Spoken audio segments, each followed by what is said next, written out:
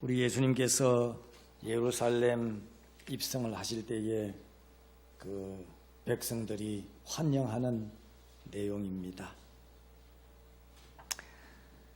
오늘 본문의 내용을 보면 참 기쁜 일인데, 즐거운 일인데, 우리 예수님께서 예루살렘 입성하면서 백성들의 그 환영을 받는 그 모습을 보고 예수님께서는 밝게 기분 좋게 그렇게 했어야 되는데, 오늘 본문의 말씀에 보니까 예루살렘을 바라보시고 눈물을 흘리셨다.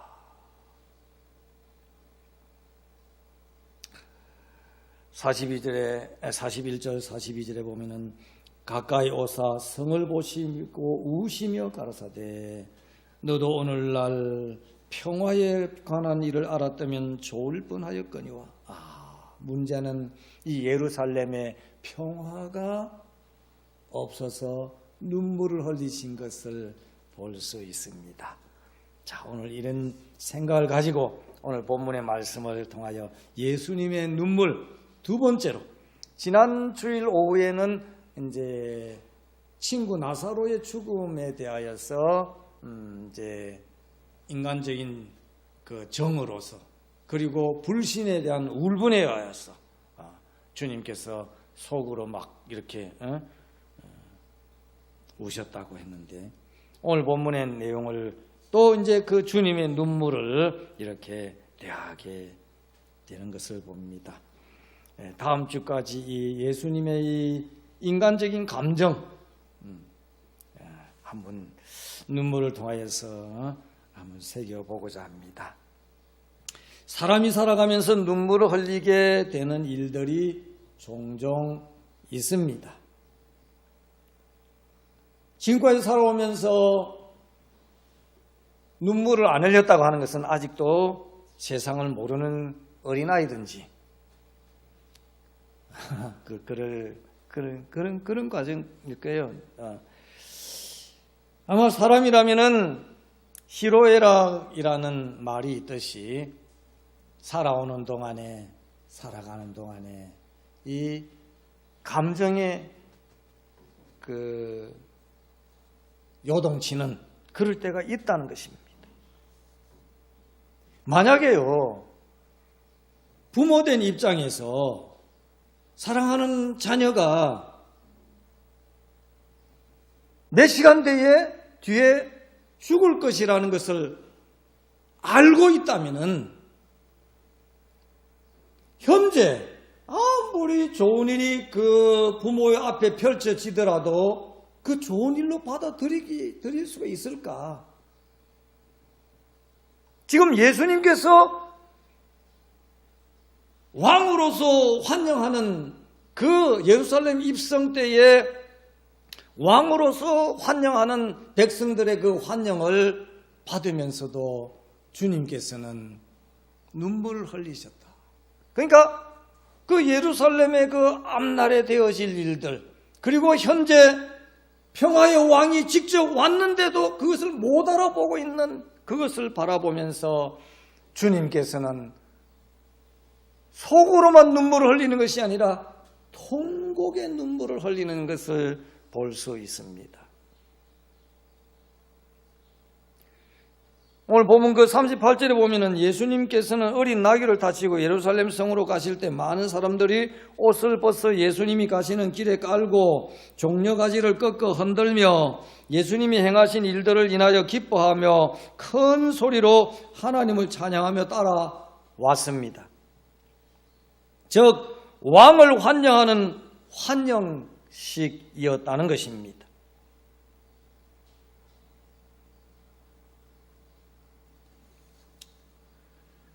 하늘에는 평화요 가장 높은 곳에는 영광이로다라고 백성들이 주님을, 예루살렘을 입성하는 주님을 환영하는 모습입니다.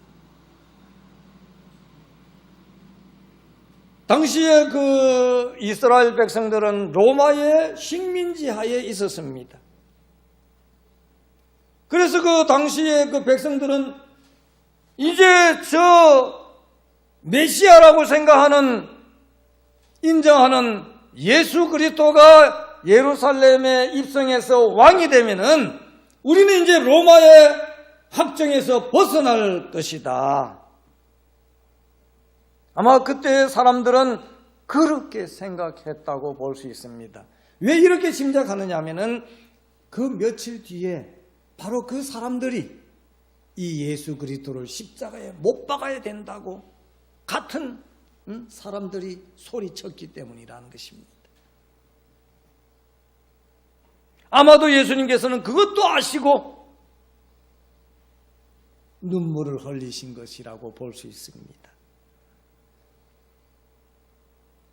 41절에 보면 가까이 오사 성을 보시고 우시며, 여기서 운다라는 그 단어를 보면요, 헬라 그 언어를 보면은 이 운다라는 말은 속으로 뭐 칵칵거리는 그런 울음이 아니라, 삭히는 울음이 아니라 그냥 뭐 그렇지 않습니까? 대성통곡한다 하는 그런 단어로 쓰였다는 것입니다. 이 당시에 그 41절에 쓰여진 우시며 하는 그 단어가 나사로 때에 흘렸던 그런 감정과는 다른 모습이었다는 것입니다.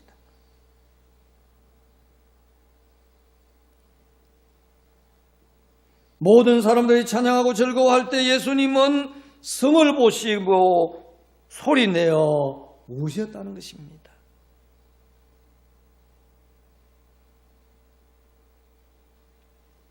본문에도 언급을 했지만은 평화에 관하여서 가려져 있다. 평화의 왕으로서 지금 예루살렘 성을 입성하는 그 평화의 당사자가 있는데도 당시의 사람들은 그 평화의 당사자인 예수 그리스도를 알아보지 못했다는 것입니다. 그냥 정치적인 도구로서, 그리고 자기네들의 코드와 맞지 않는다고, 신앙생활을 해도 우리들 코드와 좀 맞아야지. 당시의 바리새인과 서기관들 하나님을 믿는 데 있어서 둘째가라면 서러워하는 사람들이었습니다. 얼마나 하나님을 철저하게 율법을 지키면서 믿었는지요. 예수님은 그 코드에 맞지 않는, 오히려 비난했습니다. 너희들은 회칠한 무덤이다. 비난하지 않았습니까? 그러면서 화 있을진소. 이 말이 됩니까? 그러니까 하나님 율법을 철저하게 지키는 서기관과 바리새인들 입장에서 볼 때는 이거는 완전히 이단이라는 것입니다. 이단.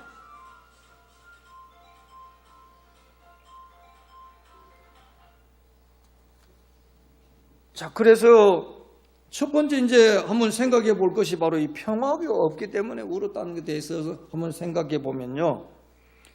사람들은 예루살렘 입성하는 예수 그리스도 당시의 메시아라고 인정한 이분이 왕이 되면은 로마 학정에서 벗어나서 진정한 평화가 올 것이라고 생각했습니다. 그러나 예수님은 얼마 후에 되어질 역사적인 사실을 내다보고서는 성을 보시고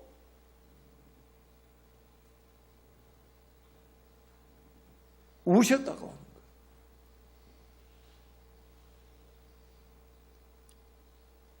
그래서 로마의 학정 아래 있었기 때문에 진정한 평화는 당시에 백성들에게는 없었습니다.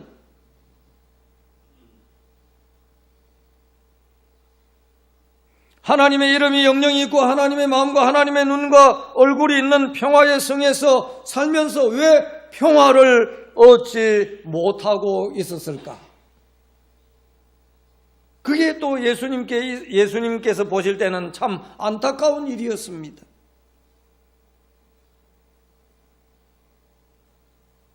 홍수 중에 참 식수를 구하기 힘들다고 하는 그런 표현처럼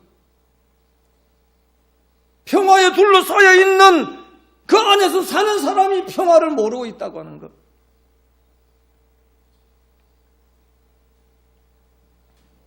사람이라면 그들은 평화를 원했지만 평화를 알지 못했고 평화를 얻는 길을 알지 못하고 있었습니다. 그래서 오늘 본문 42절의 말씀에 주님께서는 너도 오늘날 평화에 관한 일을 알았다면 좋을 뻔하였거니와 지금 내 눈에 숨기웠도다.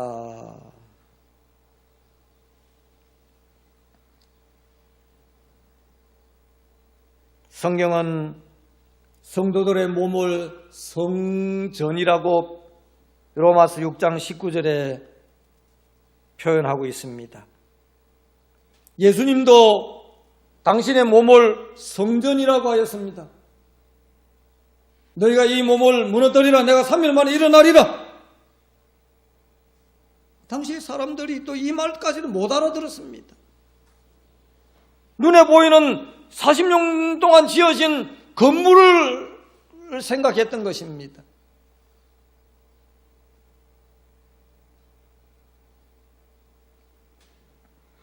이렇게 육신적으로만 보는 당시의 종교 지도자들이나 백성들은 진정한 평화에 대해서 주님께서 말씀하신 대로 숨겨진 평화일 수밖에 없었다는 것.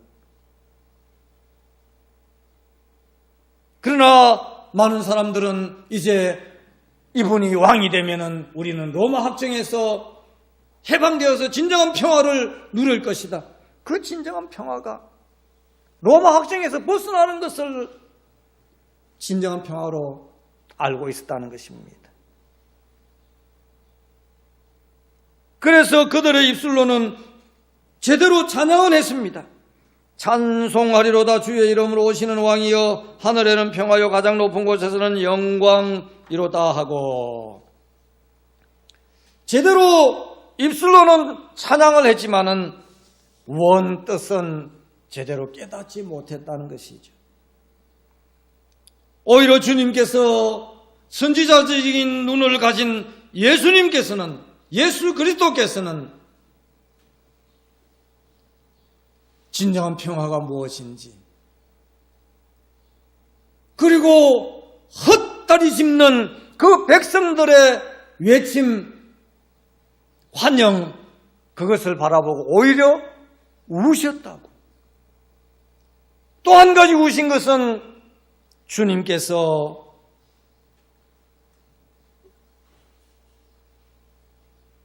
AD 70년도에 역사적인 사실을 보면 AD 70년도에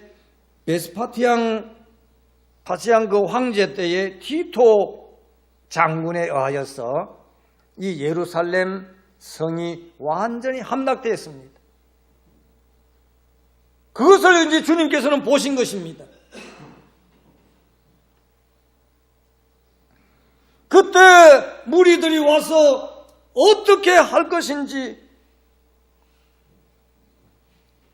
날이 이럴지라 43절에서 44절에 보면은 내 원수들이 토성을 쌓고 너를 둘러 사면으로 가두고 또 너와 및 그 가운데 있는 네 자식들을 땅에 메어 치며 돌 하나도 돌 위에 남기지 아니하리니 이는 권고받는 날을 네가 알지 못함을 인함이니라. 예수님은 그들이 하나님을 버림으로 앞으로 일어날 역사적 사건을 예수님께서는 그것을 바라보고 슬퍼하신 것입니다. 우신 것입니다.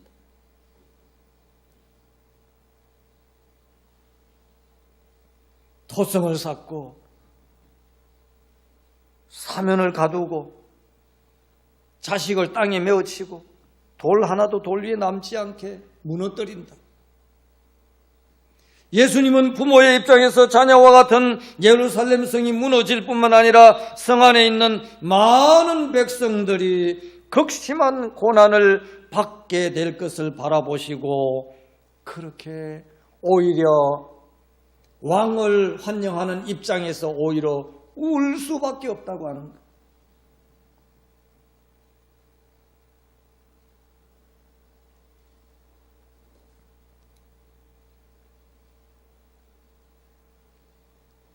당시에 역사학자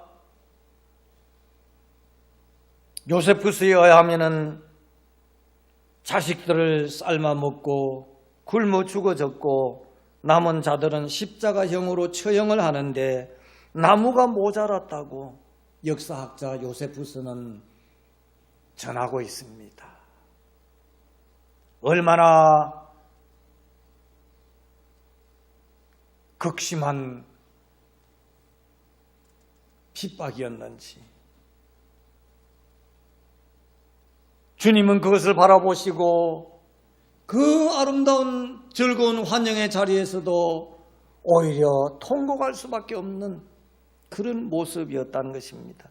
오늘 우리들은 다시 한번 이 주님의 시각을 바라보면서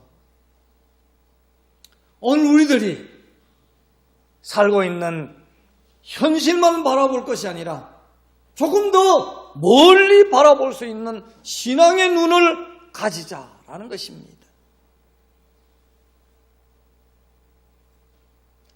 나 같은 죄인을 구원하신 예수님의 십자가의 구속의 은혜에 감사하면서 지옥 영원한 멸망의 형벌, 우리에겐 지금 당하진 않았지만은 그 형벌이 얼마나 무서운지 모릅니다. 그런데 오늘 본문의 말씀에서 그것을 비슷하게 표현한 문구가 있지 않습니까? 43절에서 44절까지의 그 내용의 말씀은 그것을 표현하지 않습니까? 도성을 쌓고 사면을 가두고 자유를 빼앗긴다는 것이죠. 자식을 땅에 메어친다. 세상에 그것을 부모가 바라볼 때 부모의 마음이 어떨까? 그리고 돌 하나도 돌 위에 남지 않게 깡그리 썰어버린다. 우리 앞에 지옥 멸망 형벌은 이보다도 더 엄청나게 우리에게 다가올 수밖에 없는 그 저주의 형벌을 우리 예수님께서 십자가로 막아주시고 영원한 천국으로 나아갈 수 있도록 길이요 진리요 생명이 되어 주셨다는 것입니다.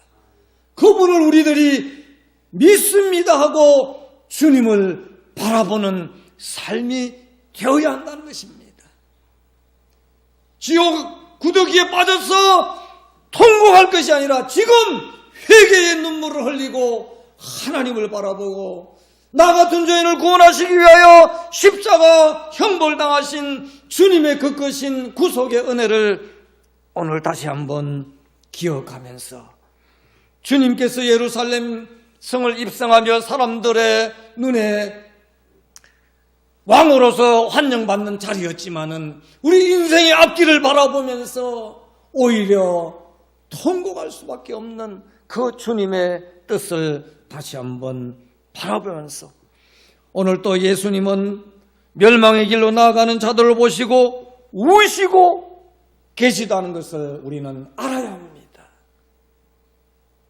지금도 주님께서는 내가 어떻게 해서 저 십자가의 구속의 은혜를 베풀어 줬는데 그것을 마다하고 엉뚱한 길로 가는 성도들을 바라보면서 주님은 얼마나 통곡하시겠습니까? 지옥 멸망의 형벌이 얼마나 무섭고 두려운 것임을 다시 한번 우리는 알아야 합니다. 하나님의 심판이 있다는 사실을 모르고 멸망의 길로 가는 자들을 인해 슬퍼하십니다. 예수님은 우리들의 평화이십니다. 죄의 가림대가 예수 그리스도의 평화가 감추어져서 우리들의 눈에 예수님을 보지 못하면 예수님은 그때 또한 통곡하신다는 것입니다. 믿읍시다. 예수 그리스도 안에서 평화를 누리고 있고 장차 영원한 평화가 있고 예수님이 계시는 천국에 들어갈 것을 우리 믿음의 사람들은 이 믿음을 가지고 삽시다. 그리고 주님께 감사합시다.